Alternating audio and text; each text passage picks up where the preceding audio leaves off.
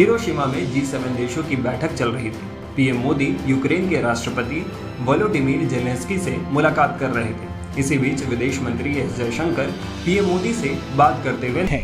Zelensky पश्चिमी देशों का एक खतरनाक एजेंडा पूरा करने के लिए भारत में होने वाली G20 बैठक में आना चाहते हैं। सोल्यूशन तो मोदी जी ने आश्वासन वहां पे दे दिया। मैं आपको बताता हूं क्यों। ये लड़ाई जो खत्म होगी ना, ये भारत करवाएगा, क्योंकि भारत की दोनों से बनती है। भारत के वज़ीर आज़म ने भी मुलाकात की, प्रेसिडेंट जेलेंस्की से भी मुलाकात उनकी हुई, और जो हमने तस्वीर देखी उसमें भारत के वज़ीर आज़म काफ़ी एक्टिव नज़र आए वहाँ पे। फिर क्वाड की मीटिंग भी हुई।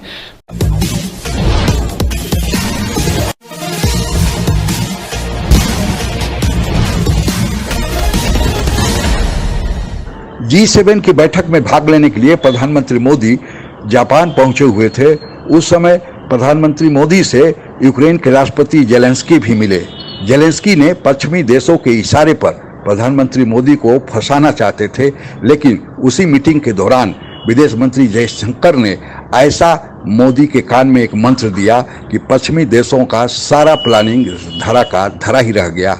आगे की चर्चा सुनते हैं। हिरोशिमा में G7 देशों की बैठक चल रही थी। पीएम मोदी यूक्रेन के राष्ट्रपति वोलोडिमीर जेलेंस्की से मुलाकात कर रहे थे। इसी बीच विदेश मंत्री एस जयशंकर पीएम मोदी से बात करते हुए नजर आए।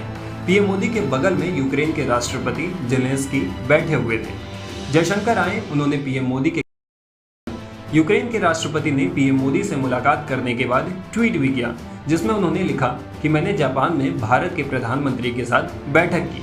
मैंने उन्हें यूक्रेनी शांति सूत्र पहल के बारे में विस्तार से जानकारी दी। इस काम में भारत को शामिल होने के लिए आमंत्रित किया है। जेलेंस्की पश्चिमी देशों का एक खतरनाक एजेंडा पूरा करने के लिए भारत में होने वाली G20 बैठक में आना चाहते हैं। जेलेंस्की बार बार भारत से अनुरोध कर रहे हैं कि उन्हें G20 बैठक में आने दिया जाए, लेकिन भारत सीधे सीधे मना पहुंच गए। लेकिन जेलेंस्की जानते नहीं कि पीएम मोदी उनकी और पश्चिमी देशों की चाल में फंसने वाले नहीं हैं। भारत जानता है कि जेलेंस्की को G20 बैठक में बुलाना अपने ही पैरों पर कुल्हाड़ी मारने जैसा है।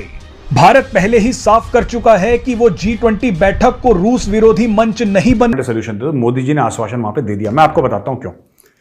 ये लड़ाई जो खत्म होगी ना, ये भारत करवाएगा, क्योंकि भारत की दोनों से बनती है। मैं ये नहीं कह रहा कि सिर्फ भारत है, इसमें तो कई देश लगे हुए हैं यार। इसमें यूनाइटेड नेशंस लगा हुआ है, इसमें सब कुछ लगे हुए हैं। तो मैं ये नहीं कह रहा कि भारत अकेले जाके बोलेगा लड़ाई बंद करो और दोनों कहेंगे ठीक है जी आपने बोल दिया हम बंद कर। नहीं, ऐसा नहीं होने वाला, ऐसा हो भी नहीं सकता। Let's be practical about it.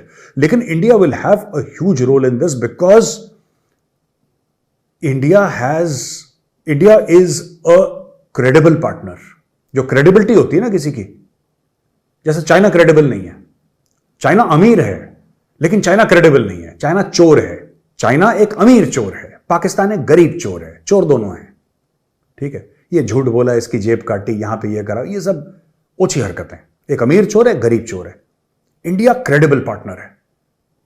अगर मोदी जी कहते हैं कि on behalf of 140 crore Indians, मैं प्रेसिडेंट जेलेंस्की को ये कहना चाहता हूं कि इंडिया अपनी जान लगा देगा, इंडिया सब कुछ करेगा, whatever it can do its utmost to end this war. इसका मतलब इंडिया इसके ऊपर काम कर रहा है। जेलेंस्की इस बात को डाउट नहीं करेगा और प्रेसिडेंट पुतिन इस बात को डाउट नहीं करेगा। ये बात पक्की है।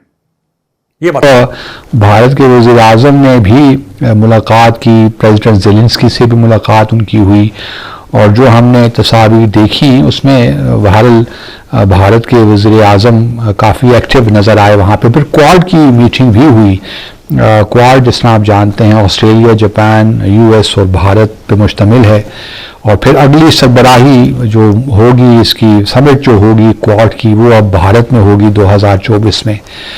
और मुझे लगता है क्योंकि एक ज़माना था जबकि रशिया भी G7 का मेंबर था और उस वक्त G8 कहलाता था, लेकिन 2014 में जब क्राइमिया का मामला हुआ तो फिर रशिया की जो है मेंबरशिप सस्पेंड कर दी, और फिर वो अब तो यूक्रेन के बाद तो अब G7 हो गया है।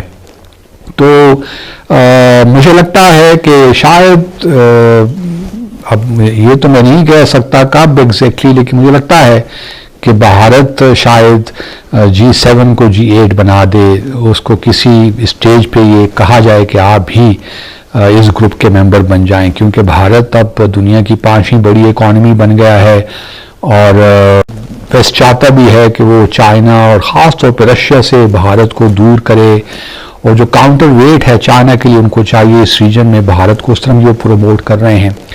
तो एक लिहाज से भारत के लिए काफ़ी स्पेस है, लेकिन देखना यही है कि आया भारत जो शंघाई कोऑपरेशन ऑर्गेनाइजेशन का मेंबर है, इसी तरह रशिया के साथ उसके खसूसी दिफाई ताल्लुकात भी हैं, क्या उनको पसे पुश डालकर वो G7 की तरफ जाएगा, या जो ये डेवलप्ड आप इन्हें कह लें डेमोक्रेसीज हैं या इंडस्ट्रियलाइज्ड कंट्रीज़ हैं, इनकी तरफ जाएगा कि नहीं जाएगा, और G7 को G8 बनाएगा कि नहीं बनाएगा।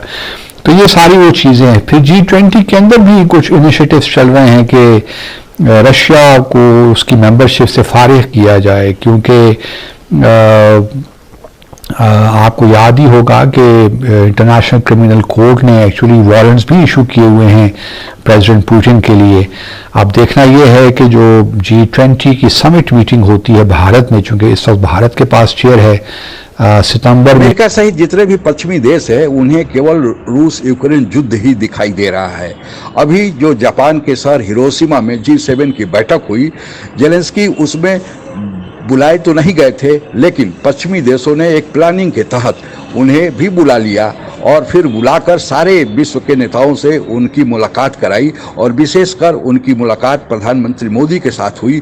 वह पूरी दुनिया में चर्चा का विषय बना हुआ है। पहले तो जेलेंस्की ने प्रधानमंत्री मोदी से यूक्रेन आने का निमंत्रण दिया, जिसे प्रधानमंत्री मोदी ने स्वीकार नहीं किया, लेकिन जहां तक प्रधानमंत्री मोदी का कहना है कि वे रूस और यूक्रेन के बीच जो युद्ध चल रहा है उसे रुकवाने के लिए वे पहले से ही कोशिश कर रहे हैं और आगे भी करते रहेंगे। लेकिन पश्चिमी देश यह युद्ध रुकवाना चाहते हैं कि नहीं, पहले पश्चिमी देश अपनी मंशा को सही करें, वे बताएं कि वे चाहते क्या हैं। यूक्रेन को बराबर हथियारों से मदद कर रहे हैं, और जो रूस की एक ही मांग है कि अभी फिलहाल यूक्रेन को नाटो में शामिल न किया जाए, वह मांग अगर पश्चिमी देश मान लेते हैं तो युद्ध तुरंत रुक सकता है और यूक्रेन की जो भी सीमा पे रूस ने कब्जा कर रखा है उसे मुक्त कराने की बात आगे हो सकती है।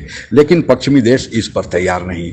अब जिस तरह G7 को रूस यूक्रेन युद्ध की चर्चा का अखाड़ा बनाना चाहते थे, वे यह भी चाहते हैं कि G20 की बैठक जो अगले सितंबर में भारत में होने वाली है और G20 के सभी राष्ट्राध्यक्ष वहां उपस्थित होंगे, उसे भी रूस यूक्रेन युद्ध का अखाड़ा बनाया जाए। लेकिन भारत ऐसा नहीं करना चाहता, क्योंकि इसमें रूस के राष्ट्रपति व्लादिमीर पुतिन भी आने वाले हैं, और भारत यही नहीं चाहेगा कि अपने मित्र देश का राष्ट्रपति जब उसके देश में आए तो उसको फजीहत का सामना करना पड़े, क्योंकि रूस के मदद के लिए केवल चीन आएगा। और भारत में चूंकि G20 की बैठक हो रही है तो भारत एक न्यूट्रल भूमिका अपनाएगा। तो जितने भी G20 के अन्य पश्चिमी देश अमेरिका के नेतृत्व में हैं, वे रूसी राष्ट्रपति को कहीं कोई अपमानजनक टिप्पणी करके उन्हें इस मीटिंग में ही कहीं अपमानित करने की कोशिश न करें। और भारत G20 के अध्यक्ष के नाते अपने मित्र देश के राष्ट्रपति को ऐसा होते नहीं देख सकता। इसीलिए जब जेलेंस्की ने प्रधानमंत्री मोदी से यह अनुरोध किया कि वे यूक्रेन आएं, और साथ ही यह भी अनुरोध किया कि उन्हें बुलाया जाए, तब विदेश मंत्री जयशंकर ने प्रधानमंत्री मोदी के कान में कहा कि यह आपको सुलह कराने के नाम पर ट्रैप किया जा सकता है, और मोदी ने बात बदलकर सारे मामले को संभाल लिया। आज के लिए बस इतना ही। जय हिंद। आप अगर हमसे जुड़ा रहना चाहते हैं तो कृपया मेरे चैनल को सब्सक्राइब करें तथा बेल आइकन भी दबा दें, ताकि नई वीडियो की जानकारी तुरंत आप तक पहुंच जाए। धन्यवाद। जय हिंद।